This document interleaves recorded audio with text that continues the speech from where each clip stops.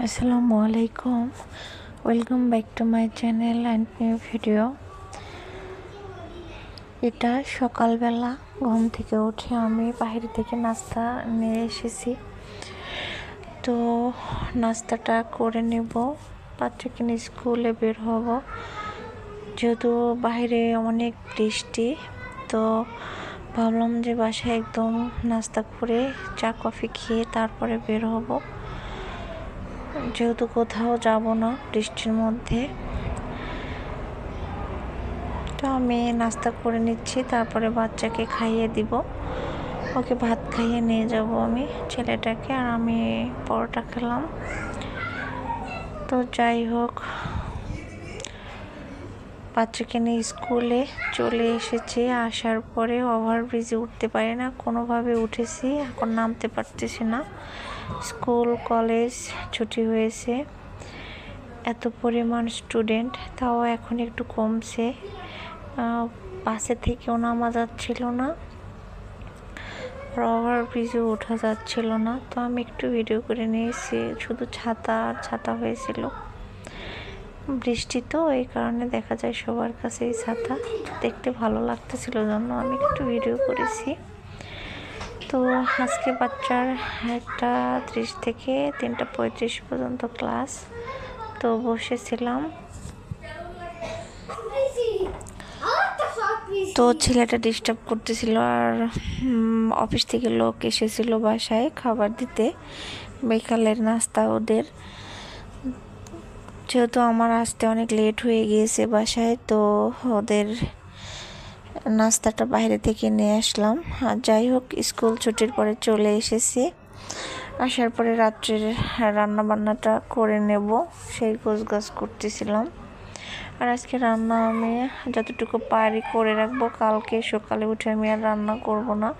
সকালে উঠে রান্না করতে খুব কষ্ট হয়, আমার শরীরে প্রচণ্ড ব্যথা, কোমর ব্যথাটা বেশি, আর আমার বদনজর পড়ছে আমার শরীরে।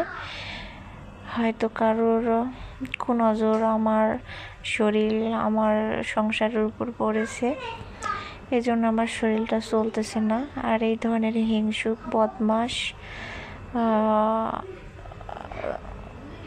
হিংসুকটা মানুষ আমার যেন কোনো শত্রুরা যেন শুভাকাঙ্ক্ষী না হয়।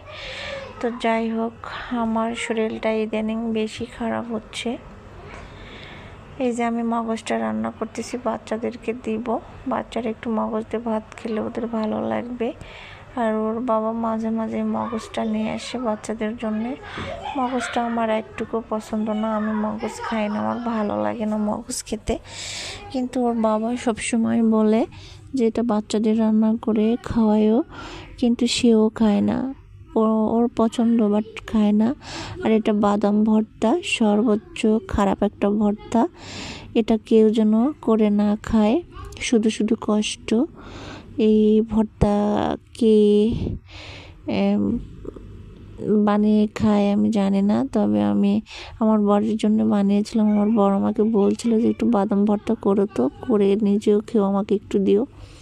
তো আমি করে খাওয়ার পর আমার কাছে খুবই বিশ্রী লেগেছে। তো আমি ডাল রান্না করেছি, মগজ করেছি, অনেক কিছুই করেছি। তারপরে তালটা দিয়েছিল একজন আমাকে, সেই তাল আজকে একটু ছুলে রস বের করব। রসটা অনেকটা হয়েছিল, যেহেতু আমি সব কাজ করার পরে ভয়েসটা দিচ্ছি, সেই ক্ষেত্রে আমি সর্বোপরি বলতে পারি যে একটা তালের এতটুকু রস সাধারণত হয় না, কিন্তু এই তালটা দিয়ে অনেকটা রস বের হয়েছিল। তো এটা দিয়ে আমি কোনো একটা দিন বড়া বানিয়ে দেবো ইনশাআল্লাহ বাচ্চাদেরকে। আর সবাই আমার জন্য একটু দোয়া করবেন, আমার পরিবারের জন্য দোয়া করবেন। আর আমার যারা হেটার্স, তারা আমার ভিডিও স্কিপ করবেন, আমাকে দেখে হিংসা করবেন না, বিদ্বেষ করবেন না। আমি এমন কোনো বড় লোক না, বা এমন কোনো কোটিপতি মানুষ না যে আমার একটা শরীরের ন্যাকড়া নিয়েও হিংসা করবেন। এই ধরনের মানুষ আমার ভিডিও দেখবেন না এবং আমাকে নিয়ে কথা বলবেন না। আমি চাই না যে এই ধরনের মানুষ আমার কেউ হোক, সে আমার ভিউয়ার্স হোক বা আমার কেউ হোক, আমি আমার ভালোবাসে যারা আমাকে, আমার ভিডিও দেখে তারাই আমার ভিডিও দেখবেন। আর হিংসুক মানুষ, আমার সম্বন্ধে উল্টাপাল্টা কথা বলা মানুষ, আমার বাচ্চাদের নিয়ে যারা হিংসা করে কথা বলে, আমাকে নিয়ে যারা হিংসা করে কথা বলে, বা আমাকে যারা দেখতে পারেন না, তারা আমার ভিডিও দেখবেন না, স্কিপ করবেন।